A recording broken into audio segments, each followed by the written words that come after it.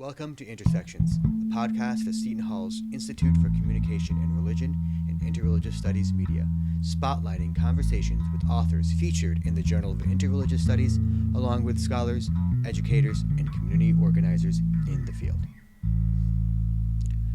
All is not well in the world. These are the words Aseel Azab uses to open her article. So what can we do about it? Today I'm honored to have her with me in the recording studio to discuss her article, Blessed Be the Strangers, an Islamic Ethical Framework for the Anthropocene, which appeared in issue 45 of the Journal of Interreligious Studies. Aseel Azab is a doctoral candidate in Islam, Society and Culture in the Department of Religious Studies at Brown University. She holds a BA in Political Science from the American University in Cairo. She's interested in the cultivation of contemporary Muslim socio-political projects and expressions of ethical subjectivities, particularly in Egypt, and how these projects are produced in response to political circumstances, as well as ongoing textual engagement with pre-modern Islamic traditions. Welcome, Aseel. Let's get to it. Your article begins by underscoring the structural harm produced by our current era, that is, the Anthropocene. Not everyone is familiar with this term, and as a reminder, we provide a glossary of terms in our show notes. The Anthropocene, however, refers to anthropogenic or human-driven transformation of the planet through industrialization, accelerated consumption, and increased practices of resource extraction, leading to widespread changes like global warming, biodiversity loss, pollution, climate disasters, and collapse of ecosystems. Now, you frame the article with the prophetic hadith. Hadith in the Islamic tradition is a story about the Prophet Muhammad, what he said or did that shapes the development of Islamic practices and beliefs. The hadith relates that the Prophet Muhammad said the following: Islam began as strange and will become once again strange, so blessed be the strangers. This hadith is eschatological, that is, it deals with the end times. However, you close the article likewise with another eschatological hadith that I found particularly moving. Here, the Prophet is reported to have said, if the final hour comes while you have a shoot of plant in your hands, and it's possible to plant it before the hour comes, you should plant it. Together I found these two hadiths structure your argument, cultivating a praxis of strangerhood, which is a slow and attentive way of perceiving the world and interacting with human and non-human creatures, allowing one both to resist structural evil and to produce structural change toward justice. Now, we're going to get into many of these details, but for now, I would like you to share a bit more about your own personal and professional experiences or background that led to your writing this article. So welcome. Of course. Thank you for having me. Thank you for the generous, first of all, generously accepting my article in the Journal of Interreligious Studies, and also for this invitation to speak about it a bit more. And thank you for finding in it, some material for a public conversation, which I hope to build on in the future. So we're probably all familiar with the feminist trope or the feminist line that the personal is political. For me, it's also been academic. I don't really know. I don't know a context outside of academia. I was always in a university. I went to school, and then I did my undergrad in Cairo, and then I'm pursuing a PhD here at Brown. But my presence in academic settings has always been animated by larger questions of how do I live as a good Muslim, how do I behave ethically in the world, and how do I kind of transcend my individuality, in the sense that I'm primarily in control of what I can do, what I can consume, how I can behave. But we all know that individualism is a kind of trap when it comes to strategizing for social change. And we always think about collectivities. And the question for me is, well, then how do we cultivate collectivities? And then how do we deal with harm on a structural level now that we are more aware of the fact that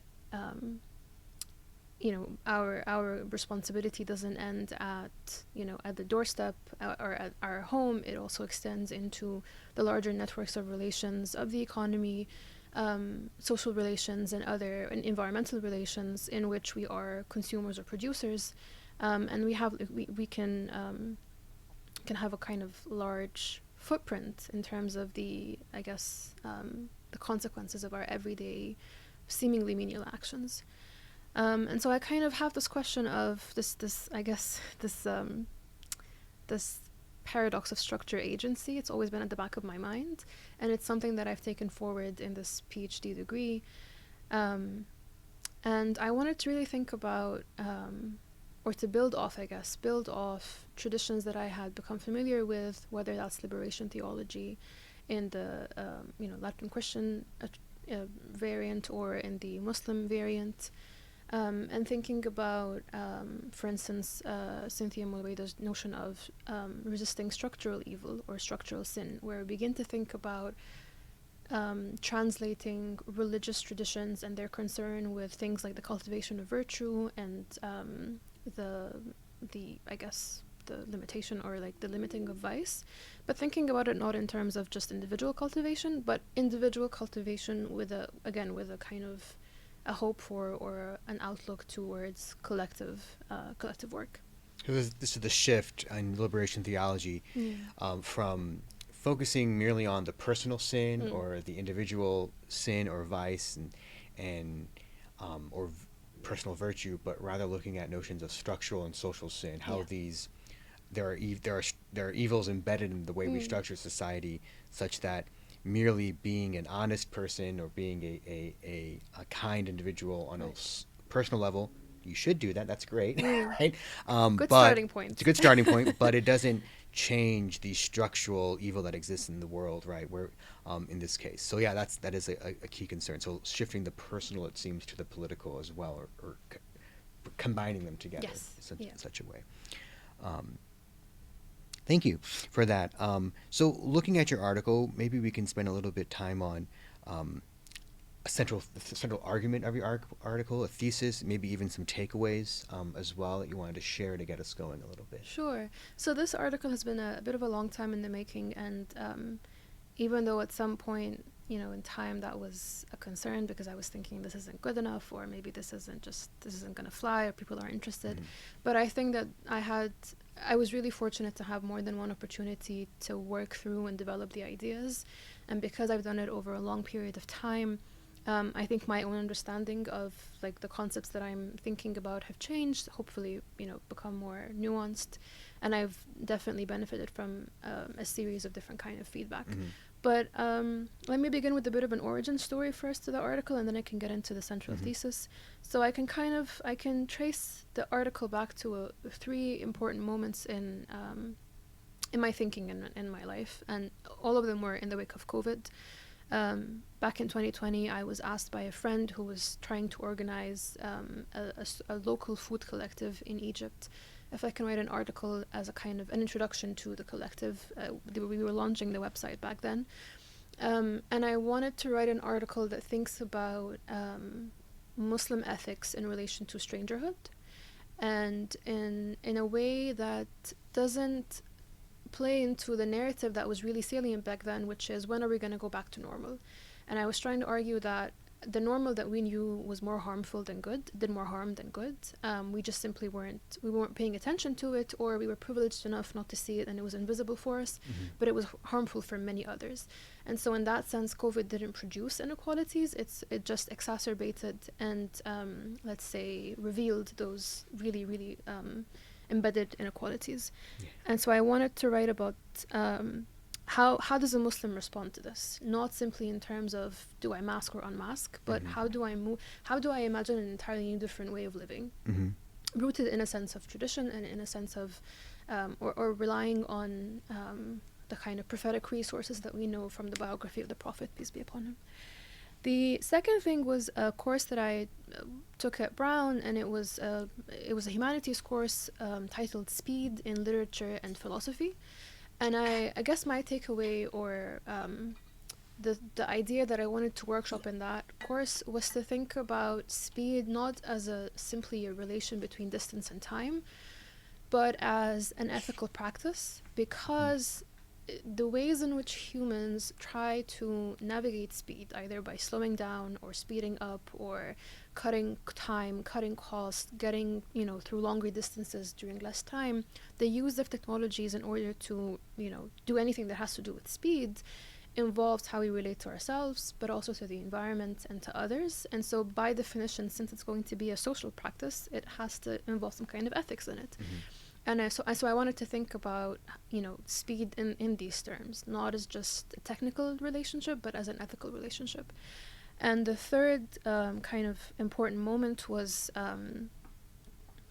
my analysis of a book that came out in Egypt in 2015 for another coursework. And this book was written by in Egypt, he's a really famous polemical Salafi, Ahmed Salim. He co-authored the book with Amr Bassiouni. And the book was called, in Arabic, Ma Ba'da Salafiyya, which roughly translates into post-Salafiyya or post-Salafism. And of course, Salafis got a generally bad rep for being really stringent and for being really confident in their understanding and their interpretation of the tradition, in thinking that there is only one interpretation, in reading the past in a monolithic way. But I really appreciated that book because it kind of showed a very different side to what a Salafi, how a Salafi can behave or think. And essentially the argument of the book was that we're not only living in a post-Salafi moment, but also that the ways that so-called or self-proclaimed Salafis have been thinking about themselves is mistaken. They think that they are Salafis, whereas Amr Bassiouni and Ahmed Salim are saying we should think about Salafism or Salafiyya as an aspiration, as something that you are constantly trying to aspire to. And of course, here they're thinking about, or they're referring to the Salaf as-Salih, meaning the early pious companions of the Prophet, or just generally the early pious generations, who are revered as being particularly pious, particularly I guess closer in ethics and in time to the Prophet. And here it was, this book that came out. Obviously it was really controversial, but it presented this idea of thinking about identity as something that you become rather than something that you just are, that you are born into, or that you just select or tick, and that's it. I'm a Salafi, or I'm an ethical person, or I'm whatever, or I'm a stranger. And so I drew from these three different threads to think about strangerhood in terms of the post-COVID context. Now, this is a context in which it wasn't just, COVID and the kind of the consequences of COVID, but it was also, it was a moment not far from the beginning of the genocide in Gaza in 2023. And it's been a more challenging time to live in the world ever since. And obviously, and of course, these Salafi people that I'm naming, these Salafi public intellectuals, were also writing in the wake of the 2013 coup in Egypt, the military coup, and they were writing in the wake of the Rabaa Square massacre of protesters, and say that they were also thinking about, in a time of political foreclosure, in a time where it seems like political action is impossible, how do we still behave in an ethical way that isn't quietist necessarily, that isn't apolitical, but maybe rethinks the political a little bit. And so I drew from these three, let's say, observations or larger thinking in my research to think specifically about how can a portrait of strangerhood that is rooted in the Muslim prophetic praxis give us some kind of resource to think about structural evil and collectively dealing with structural evil, and how does it help us tap into particularly Islamic law as a way to go beyond the individual and to think about collective change. And the reason why I was really interested, or I really wanted to pursue this line of thought, is because the Islamic legal tradition is replete with legal maxims like do no harm, or how do you remove one harm without causing another harm, or how do you relatively weigh between the creation of welfare or the prevention of harm. And of course there's a whole discussion on customs and how do you, what customs do you accept or not accept. And so I thought, this is a really interesting way, or there are resources here in Islamic law to think about how do we, again, in countries or in communities that are legalizing or that are doing legislature through Islamic law, how do you think about the place of harm and harm reduction in this tradition in order to create something that is more structural and more collective than just individual? And I'll let you lead with other questions about the exact, portrait of strangerhood and things like that.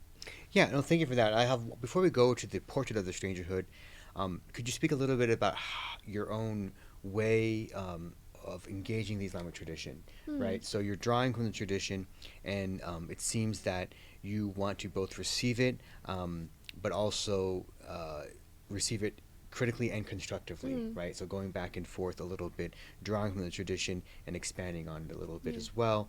And I think this the way you describe, your push, the Salafi context, right, as opposed to saying say emulating the exact practices of the Hmm. Salafs, right, um, rather looking at their practices and then translating them Hmm. in the contemporary moment in critical and constructive ways. So can you speak a little bit about, and again, finally also, in what ways are you performing constructive Muslim thought as well? Yeah. Yeah. Thank you. Yeah. So one of the reasons why I like to highlight, intellectuals like Ahmed Salem, Amr Bassiouni, and others in across my works, because I think that we have something to learn from them, and I think that's important because we often, we might vilify or villainize the Muslim other, especially if they're Salafi, especially Mm-hmm. if they're bearded, as that's someone who's uncritical, thoughtless.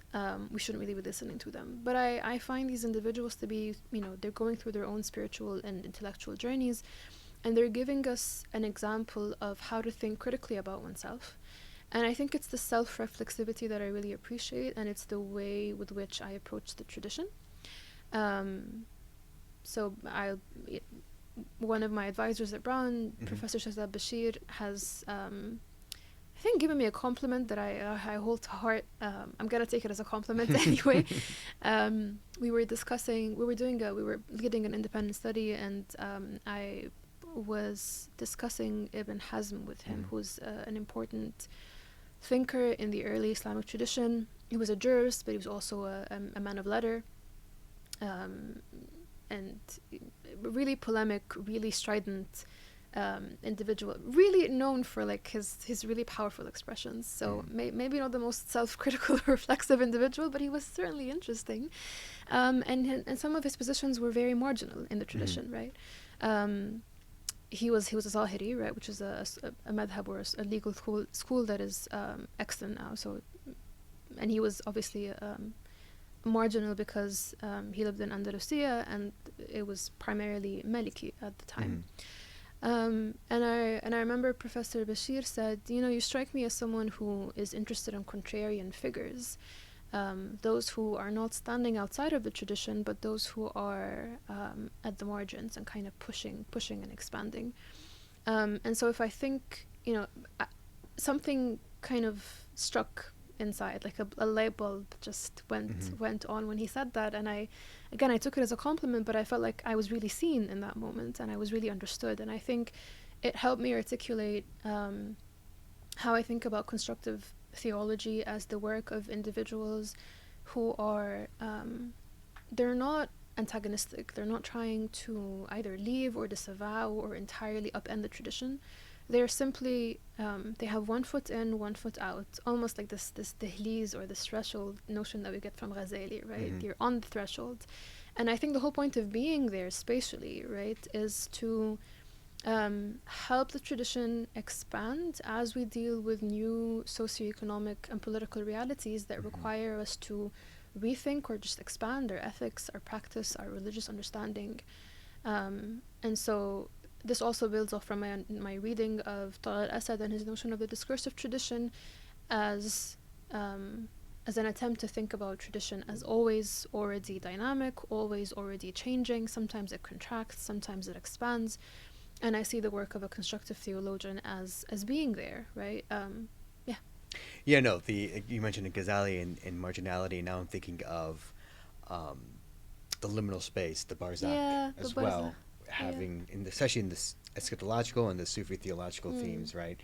The Barzakh being this liminal space between two things that are neither of them but have the power of both, mm, and it's a space of creativity and imagination that yeah, occurs.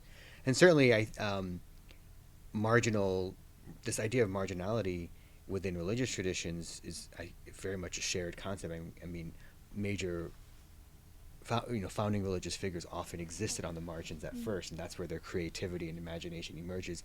And so I think these marginal figures, or this work on the margins, is in a sense a prophetic praxis as well, right? As the Prophet Muhammad himself was on the margins, and certainly had marginal positions that needed to convince others, existing at the margins. And I think the good thing or the useful thing about liminality is that it's also a place of becoming, right? You're existing in that space for a time, sure.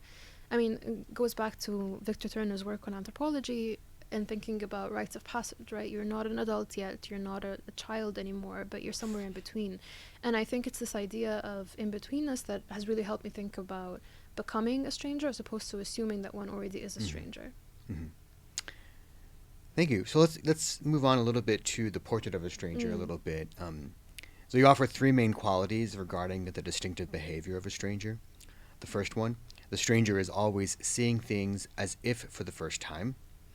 The second one, strangers are at the threshold of their community, right? Constantly measuring the practices in their milieu with the yardstick of revelation. And the third one, because strangers don't have the privilege of familiarity and believing they safely know their surroundings comfortably well, they're invariably slow in their actions, having to deliberate, investigate, and draw on disparate sources of information in order to make decisions. So maybe you can elaborate on one, two, or all of them as you care. Sure. So the hadith about strangerhood that you thankfully started the introduction with, I've been sitting with it for quite a while now. And again, it's a hadith that I, as a Muslim, as a practicing Muslim, I see it being invoked a lot in like Friday sermons, whether in person or I watch like YouTube videos and so on and so forth. And the way that it's usually invoked is to help Muslims maybe seek comfort or accept their marginality, not in an apolitical way, but in a sense that this is our lot and this is how it is, and but God sees, we have to keep going even if we're marginalized, even if we seem foreign. I mean, there are certainly moments where I feel foreign, like if I'm praying in public, like in Central Park in New York City, and I wonder if someone passes by, are they gonna think I'm a terrorist? Are they gonna be scared of me? Are they gonna find me just weird? I mean, these moments when you're outside of your community, and you're practicing religiously, it's the first. I think these are one of the moments where you begin to question habits, and you think about how I would have never thought twice about how I look when I'm praying if I'm in a mosque, but I definitely think about it when I'm praying in a parking lot. So there is certain truth to thinking about strangerhood on a daily basis in that sense, in that certain religious traditions or certain ethnicities are looked upon as marginal or as quote unquote foreign and so on. And there are certainly those who need to seek comfort from thinking about their turmoil and their marginalization and their disempowerment. And so my point was never to invalidate or to upend this reading, but to simply think about a different kind of an alternative reading of strangerhood that is more conducive to thinking about how do I practice agency and how do I practice ethically, again with the sense of I'm trying to figure out what's wrong with the world, what's hidden from sight. So how can I see these things? How can I render these things visible? How can I develop a certain kind of attuned awareness of my surrounding that the relations of capitalism might simply conceal on a day-to-day basis? And so I wanted to think about strangerhood in two ways. First of all, as an act of becoming, as I said earlier, not something that you are, but something that you aspire to become. And because it's something that you have to become, then it's something that you have to practice on a daily basis. And the other issue was not to think of a strangerhood in terms of belonging. Like I'm a foreigner in the U.S. or I'm what other ways am I a foreigner? I don't know. Or maybe I'm an immigrant. So for a while I lived in Kuwait, right? So I was a foreigner in Kuwait. I didn't really belong there. But it's not for me the importance of thinking of a strangerhood is less about belonging or social belonging and more about thinking about the phenomenology of strangerhood. I never really delved into the deep philosophical thinking behind phenomenology and like the works of Merleau-Ponty, but for me when I think about phenomenology I'm thinking of two things: perception and I'm thinking about embodiment, right? So if I'm interested in the phenomenology of a stranger, I'm asking, how does a stranger perceive the world? How do they locate themselves in the world? How do they navigate the world? And how is all of this work, all of these processes embodied, right? So what do they do with their body? What do they do with their hands? What do they do with their eyes? And so I wanted to think about, I wanted to delve into a really rich tradition of stranger portraiture in Near Eastern as well as medieval Islamic literature, and to look at how strangers were caricatured or presented, not just in terms of not in terms of how should you as a host accept or be, show grace to the stranger, but how does the stranger, him or herself, act, right? What does a stranger do? And so in these medieval portraitures, we see strangers as those again who are they're disenfranchised, they've lost their money, they're economically on the margin, maybe they've migrated from one place to another, maybe they lost their family. So they're essentially newcomers maybe to a new community. But we also see a larger notion of being a stranger in the world, and this is something that is common to, I believe, all Abrahamic traditions, the sense that we are meant to be in the world but not of the world, and that we are kind of in a perpetual alienation from God because our real home is with God in paradise or in the afterlife or however. And so again, these were very useful ways of thinking about strangerhood, but I also wanted to pay attention to, just on a basic level, how does a stranger move in the world? And so I wanted to think about how a stranger is, a stranger is in a new territory, an uncharted territory. Things are foreign to them. They don't have the privilege of habit. They don't have the privilege of knowing the norms of a place. And so they have to be kind of inquisitive, careful, but inquisitive. They have to ask questions about how are things, structured in a certain place, but also why are they structured in a certain way. And they kind of develop a sense of familiarity through an ongoing engagement with this really unfamiliar territory. So for me, a stranger is someone who is kind of, again, as you kindly said, there's someone who is walking slowly. They're trying to figure things out, which means taking time, developing a sensibility or understanding of how things are happening around them. But also, because they're seeing things for the first time, they might ask seemingly silly questions or seemingly, let's say, questions that have really, if you're of a certain place, you'd have an answer for it. But because they're not from the place, they might ask about things. They might ask about things that everyone else takes for granted. And so for me, I wanted to think about how a stranger would behave, how they would ask questions, but not to make a claim that we should all migrate or become real. I'm not asking people to become real strangers or to become in strange lands. I'm asking them to behave as though they're strangers in their communities, right? So that means if you're in your community but you're acting as a stranger, that means that you second guess things, you ask questions, you take your time to see what might have been hidden from you, to kind of defamiliarize what seems really familiar. So it's a kind of humbling of the self, in the sense that you don't assume that you confidently know everything, that you confidently know how things are operating, or if you're doing harm or not doing harm. You're constantly asking questions in order to know yourself better, but also know your environment better. So then it seems that a stranger, as you noted, acts slowly in the world and carefully and critical. And so in this case, the speed, fast or slow, pertains to ethics in this case. And that even though it is a personal practice that one can seek to cultivate, what you're revealing through that personal practice is social-political sort of connections and ethics as well, right?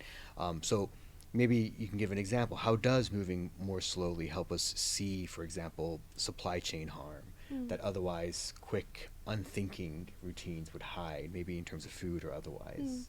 So this article is deeply personal in that the examples I give are all drawn from my own kind of eye-opening experiences in the world, and thinking about my own ethical consumption, my consumption footprint, and how I am complicit? I know that's a charged word, but how am I complicit in forms of harm that may seem very far removed from me, and therefore I might assume that I have no hand in it, but I do some, even if indirectly, but I have a hand in it. And I think we've seen a more recent conversation around complicity in harm. In obviously, I think it's a moot point, but there were conversations on campuses about divestment from Israeli companies or adjacent companies that are directly aiding and abetting war crimes and genocide. And it was a really, I guess, like a practical example of communities coming together to decide just what is the extent of our responsibility and how far should we go in order to correct a certain harm that we are indirectly sure, but we're somehow connected to it, right? And again, this is an important question to I guess ponder and to seek answers to, or just practical ways of thinking about it, because this is the world we live in now. Everything is super hyper connected. Everything works or operates and circulates in networks that connect you geographically across huge swaths of land, so you can't necessarily claim that your hands are clean or that you're innocent, right? There is a way in which you have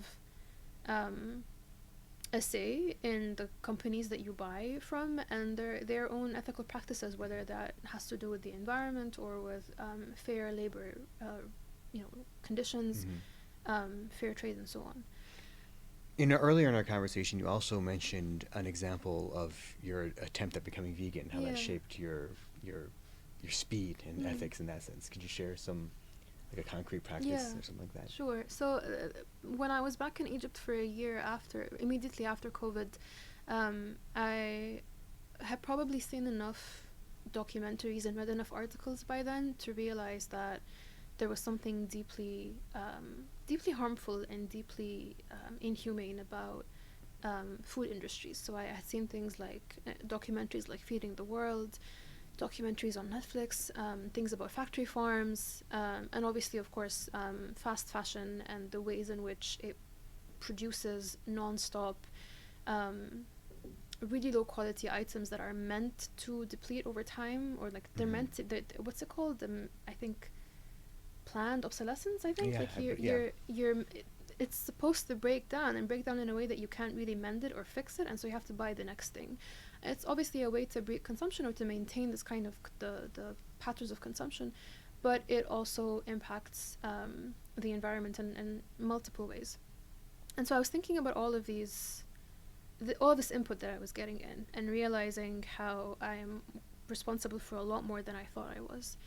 And we have a certain problem with the lack of public information in Egypt. And so I was thinking, if I can't reach out to people and ask them, how are they taking care of their animals? How are they dealing with their labor relations? I might as well not just buy anything. I'm just gonna be vegan, right? I'm gonna buy things that most likely came from plants or did not include any kind of animal exploitation, right?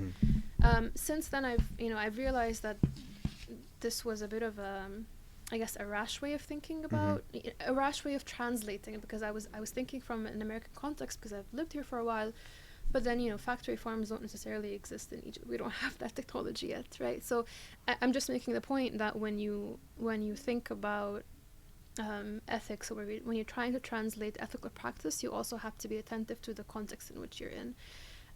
So maybe railing against factory farms wasn't relevant to Egypt, but there are other ways that I could have thought about my ethical practices there.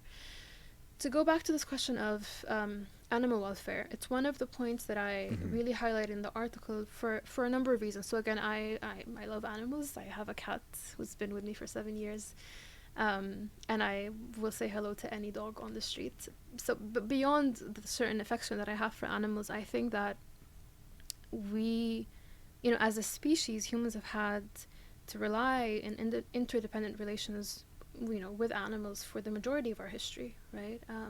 From the very beginning with the agricultural revolution, farming, we relied on animals for our livelihoods and for subsistence.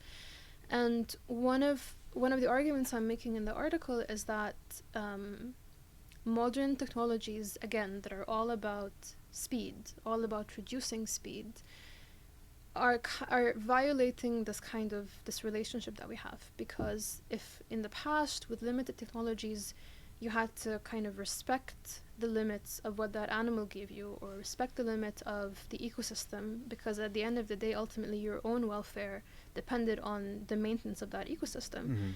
Now it seems that we're blinded with the notion that our advancements in our technologies can help us achieve more welfare precisely by exploiting these animals, or these human animal relations, right? So we produce, or no, we maintain animals on factory farms. We keep them in conditions that are inhumane and painful, and we think that this is how we can feed the world. We think that this is how we can maintain a healthy living standard, without paying attention to the ways in which this form of harm is unethical in and of itself, but also it does create long-term ecological degradation that is bound to hurt us ultimately. And that's why there's a really huge interest these days in secular eschatologies and thinking about how do we fix this looming or imminent concern with like human extinction or planetary extinction altogether.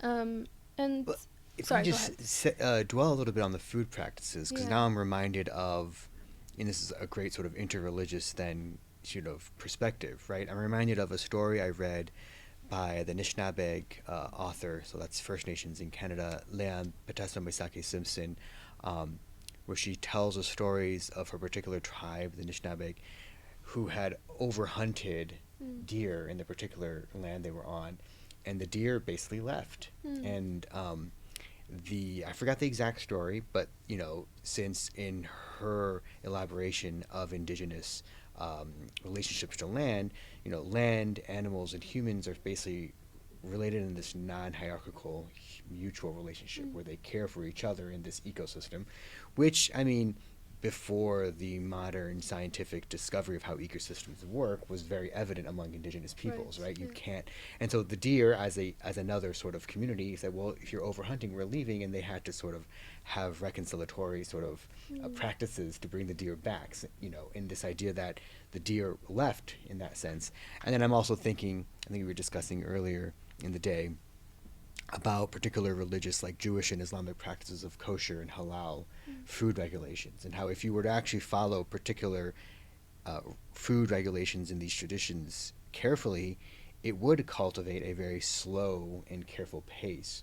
I think the example, maybe you could, if you're able to share, what would constitute a halal, basically, sort of practice for meat consumption, just so you can, for our listeners to understand how slow the practice would actually be, and how have people sort of curtailed these practices, if you don't mind. First of all, I appreciate the comment regarding indigenous epistemologies and ways of relating to nature, because I mean, it strikes me as just that's tacit practical learning. I mean, that's something that you pick up on the spot by being in close proximity to your source of livelihood, right? And that's something that we're missing precisely because we're so removed from our source of livelihood through the hiding of the social relations, the labor relations, the animal-human relations that go into the creation of something as simple as your cup of coffee or your breakfast. You just buy it and you think it's just appeared on the table, but there are histories and sedimentations behind that moment that just brought your food on the table.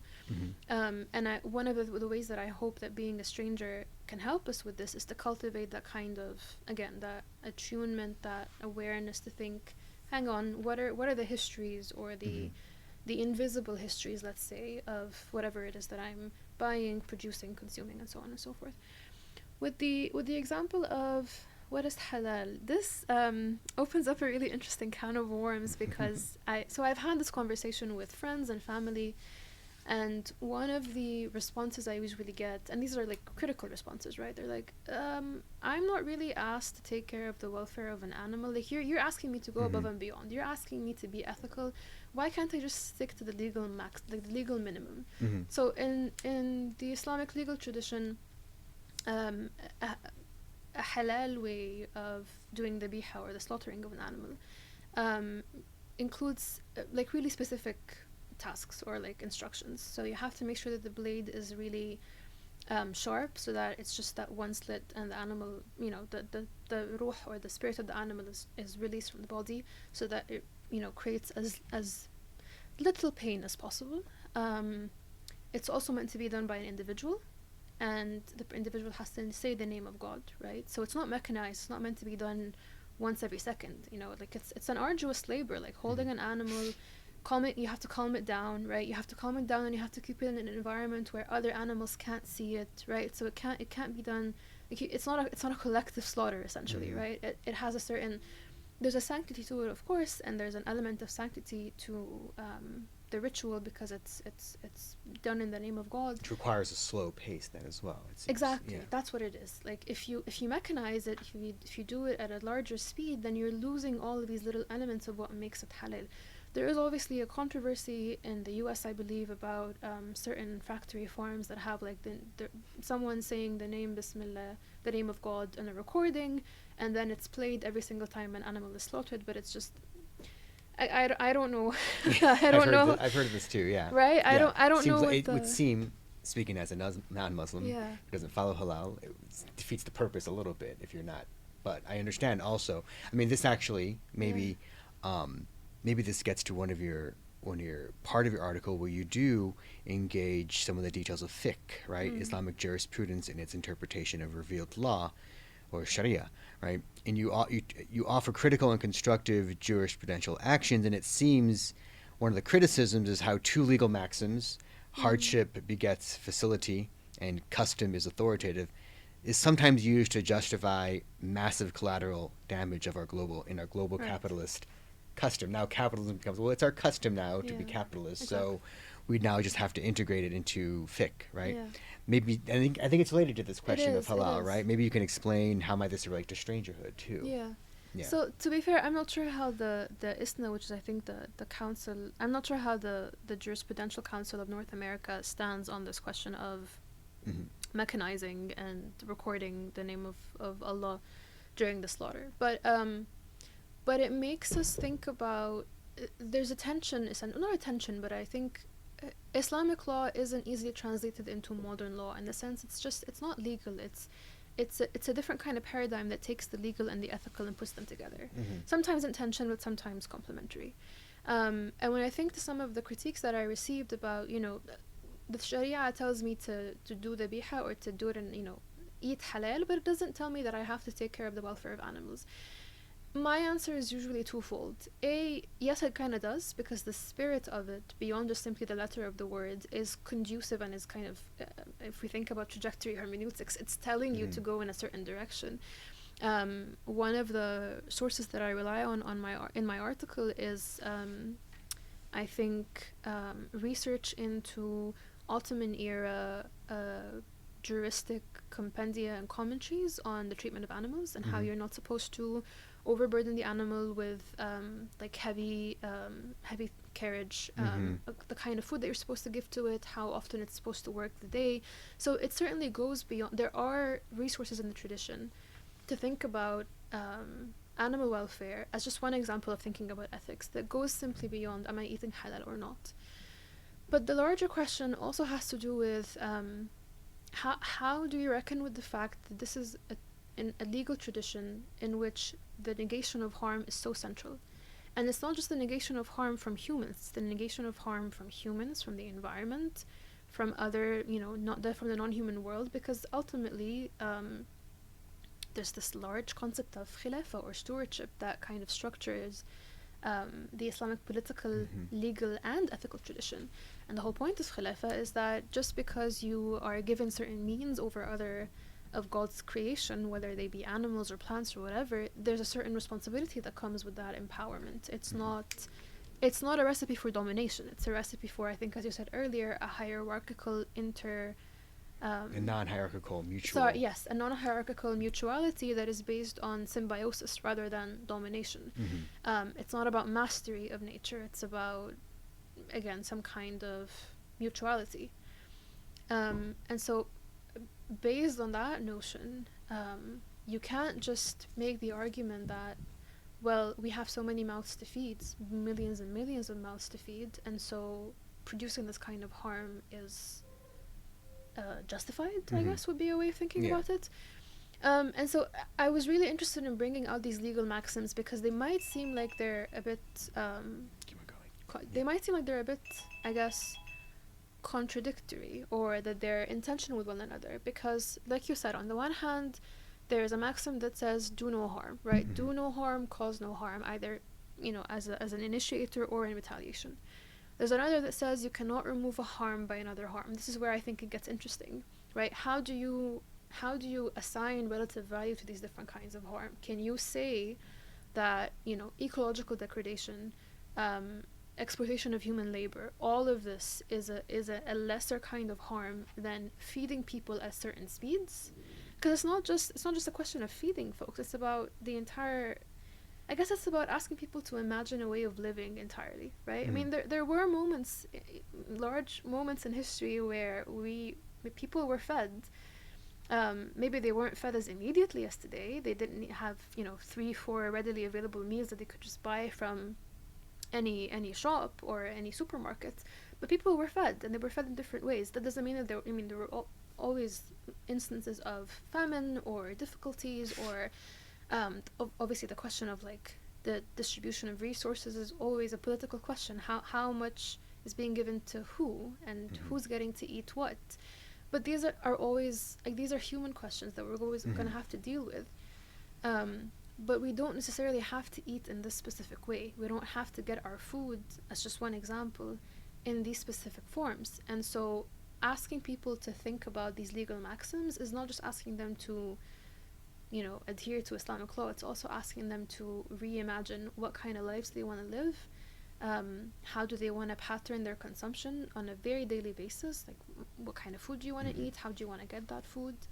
And in doing so, I think I'm making the argument that, again, we assume that the life that we have is a given. We assume that this is customary, Mm-hmm. right? And custom is muhakkim, it's important, it determines things. But, well, how customary is it actually, right? Yeah. If I mean, custom is familiar, sure, and it's familiar because it has good use or it has some kind of sense. But customs are also, they breed or are based on inequalities. And so I'm wondering, or maybe my hope is that if people embody strangerhood, if they look at things with this basira, with this strangerhood subjectivity, if they look at things with a new eye, are they going to still see these customary, rules or norms as truly customary, as important, as necessary? It kind of, I hope at least that in thinking as strangers and behaving as strangers, we can begin to question what is really essential to our living, what is necessary, and what is just cosmetic. Like, what can we do away with, Mm-hmm. even if it comes at some kind of cost? Like, I'm not, I am neither a Luddite who says I don't need, or we don't need any kind of technological advancement. Neither am I saying that we need everything to look exactly as it looks today, Mm-hmm. right? So, what I'm thinking about, and this reminds me sort of another article, right? Also by an indigenous author, Rappenwell Kimmerer. If you read *The Service Berry*, um, and she talks about this. It seems it's related to when practice of speed becomes a habit, it almost instills in you, well, why am I in a hurry and why am I consuming? Yeah. It must be because I'm anxious. There's a reason to be anxious, Mm. and that reason must be because what she calls there's scarcity, Mm. right? There's not enough. Mm. So we imagine that there's not enough food or there's not enough water, but of course we know that there is to Yeah. feed the whole world. We just Yeah. have organized our economy in such a way that some people get it Right. for cheap, some people don't get it at all, and some people get it in abundance, right? Yeah. And they're in whatever. So I think it also changes the way we think about this. This is another good connection, I think, to indigenous Mm. practices as well. Um, on that, so as you were concluding some of your arguments and what you just talked about too, some people may listen to this and be like, what's the point, right? I mean, if how, because we're trying to imagine a new world, Yeah. right? And you yourself actually conclude your article observing that the overwhelming task of removing harm completely and Yeah. absolutely is of course impossible. Mm. That's a we're living in a world marked with brokenness, right? And so that's impossible. However, drawing from Islamic traditions, you do insist that the task is not removing harm completely, of course, but of reducing harm according to one's capabilities. So even though you know it's impossible, it's like you do it anyway almost, right? I'm curious if you can elaborate a little bit of this. Maybe how might it relate to strangerhood as well? Yeah, thank you for this. Yeah. I think it will allow me to reflect on something that I've carried forward from this piece, which is the place of intention or intentionality in Islamic thought, and how it can help us think about decolonial self-governance. But I also think it's a good opportunity to bring out one of the critiques that I've received, and it's an excellent one to which I don't necessarily have an answer. You might expect someone to say that this is not, what you're offering or what you're suggesting is economically impossible, or it's I guess doesn't do enough or something like that. I think one of the most, I guess, I think insightful critique that I received, and I had these, I was hesitant, or I knew I was going to receive it when I was writing this article, was that this is a privileged person's ethics, right? You have to be at a certain level of privilege to be able to go slow, right? Not everyone has that privilege, right? Sometimes, or maybe most people living on the planet just need to put food on the table for their kids, for themselves, and then sleep for a couple of hours or a few hours, and then go through a 16, 20, 15-hour job just to subsist, just to survive. So I'm not making a claim that anyone and everyone can reach. I mean, this isn't an equalizing claim, right? You don't have to go. We don't all have to become strangers of a kind. We don't have to be strangers in the same way. We have to contextualize it in the sense that only you know the degree to which you can expand or contract your ethical and your spiritual work. I had a friend who was reminding me of a verse from the Quran, لا يكلف الله نفسا إلا وسعها, that God does not burden a soul with more than it can take or what it can endure. And his kind of his interpretation of it, or the reason why he was reminding me of it, was to say, look, our wasa, our capacity expands and contracts. There are moments when you have more bandwidth and space to be more attentive, to be more attuned, to be more ethical in your practices, and sometimes you're contracted. You're just basically trying to survive. And so I think I wanted to build into this article a sense of a dynamic understanding of this, and a contextualization of individuals and communities' different abilities, or the different ways that they can become strangers. So what I'm trying to say is that this isn't a one size fit all program or claim. It's an invitation to think about what are the aspects or the dimensions in one's life, in their communities, in which they have been, they've haven't been paying attention, and what maybe requires some more attention. And ultimately, then the question of how does this go from being an individual to a collective effort is, how do you organize in a community? How do you come together in order to reimagine in deliberative ways, maybe in democratic ways, or however, think about how are we going to organize the ways that we, for instance, get our eggs or our milk or whatever. I mean, it sounds really small, but I can't think of any other way to go about it, because the moment that we cease thinking about the particulars and we think about the bigger picture and outcomes and success and probabilities and statistics, that's when the experts come in. And that's when the experts say, it's not your role anymore as an individual or as a citizen, it's my role as an expert, it's my role as a government. And so in that sense, it takes away from communal agency, or it takes away from our ability to self-govern, to think about and to try and solve these questions on our own. And so for me, bringing in intention isn't bringing in the idea of intention or intentionality, isn't just to say work as much as you can and don't expect the fruit of your labor to always be in this world. I mean, obviously that's part of believing in an eschaton anyway, or being in a religious tradition where you believe in an afterlife. So that's not just the only reason why I brought it up, but I also wanted to bring it out as a way to, I guess, cultivate a sense of political agency that we are usually denied in authoritarian or even in democratic countries when we are told that we should leave things for experts to figure things out and not us. No, that's great, and I think there's a certain connection between, also, even if it is a privileged practice, the person who doesn't have um, who is restricted in their agency to choose slowness is restricted because there is a supply chain demanding their Yeah. speed, and they're demanding their 12-hour work shift, Yes. demanding that they work two jobs, Yeah. and I think the idea is that um, it we have to be careful that it's not always structural solutions. Structural solutions are there, but it is going to require sacrifices of some Right. people to Yes. sort of behave differently. Yes. Full stop. And I think that's what people's like. Well, yeah, but everyone has to do it. Then, well, you're right. But just because not everyone's going to do it doesn't mean that I'm not going to try to Right. do it, right? And I think that's important. That shows the relationship as well Yeah. between the privileged and the marginalized, the oppressed, and so on and so forth. That they are living that life in particular because of choices the privileged class is doing to make them live that life, even if it's not Absolutely. intentional. Yeah. That's good. No, I think we'll end on a brief, maybe interreligious note, as I mentioned at the end. When I was reading your article, I was drawn to your suggestion that we must not ask, what do we do when we are estranged, or why am I a stranger with respect to others or the world around me? Um, Rather, we must ask, how does one become a stranger? You've mentioned this. You write, I argue that our intention should be to become strangers, intentionally inhabiting and embodying strangeness as a prophetic praxis, where prophetic denotes a social critical posture and an ethical sensibility rooted in religious commitment.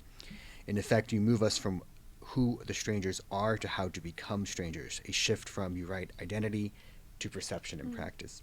So I was struck by this as a Catholic theologian who was continuously attracted to liberation theology, as you were reading, interpretation of a particular parable that occurs in the Gospel of Luke, the Good Samaritan parable. Jesus tells this story to explain who is my neighbor. In the oft-repeated teaching, love your neighbor as yourself.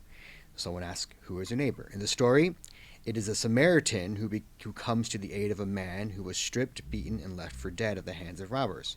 The Samaritan risked his life on a dangerous road to care for a man, giving him medical treatment, taking him to a nearby inn, paying for his stay until his recovery.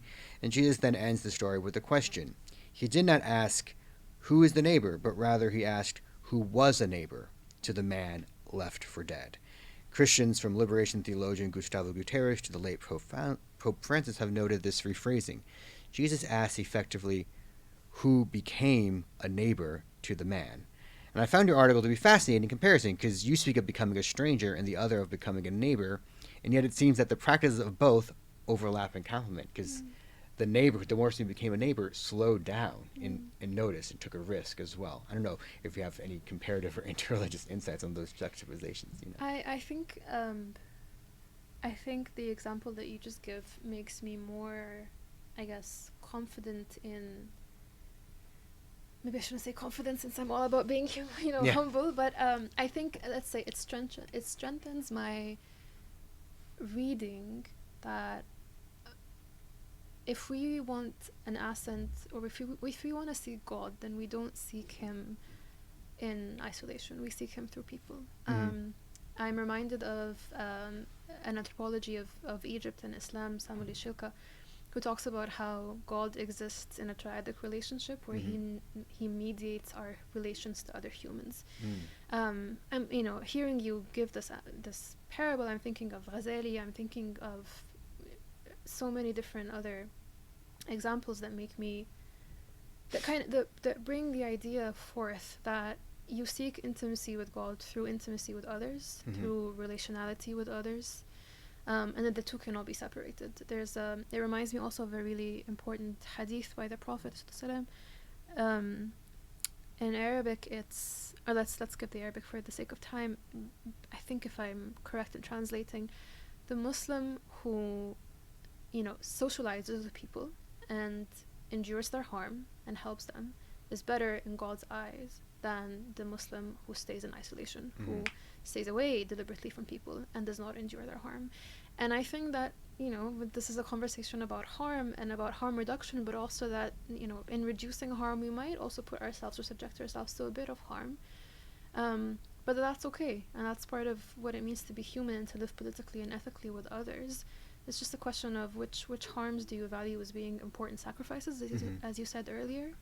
and which are, you're not a place to be able to give them or Yeah. to accept them. Yeah. Thank you for that. And maybe in just the last 2 minutes we have here, do you want to offer our listeners or readers of your article maybe a practice or two to become a stranger that you want to share concretely to try out? 2 minutes is short. Yeah, it's short. I know. I'm gonna be cheeky, and I'm gonna. One of the things that I've been thinking about is how does this relate to Palestine and how does it Mhm. relate to Gaza? Because I wrote this before the genocide Mhm. began. Um, if there's anything that I want to end on, it's that this work of strangerhood does not work outside of a community. It Mhm. happens in your environment. It happens in your own context. It happens, again, it's about cultivating intimacy and deep knowledge of the other person. It's about having empathy, but not a kind of superficial empathy where you're like, oh, I sympathize with that person, Mhm. or like I know what they're going through, but actually being with them, Yeah. not even Yeah. trying to impose your position or like think that you know how they see things, but just to be with them, right? And you can't be with people unless you're actually in the same space with them. Mhm. So I mean, I've been, speak to Palestinians, Mhm. get to know them.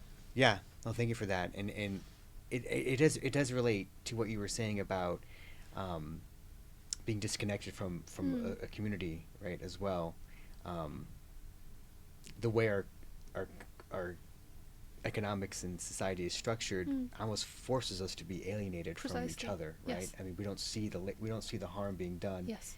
in these relations because they become invisible Right. in these structures, right? Yeah. Whether it is food consumption or the funding of war Mm. across the world or weapons and so on and so forth, um, that it's not just that we're alienated from our labor, right? But we're alienated from each other Mm. in this sense.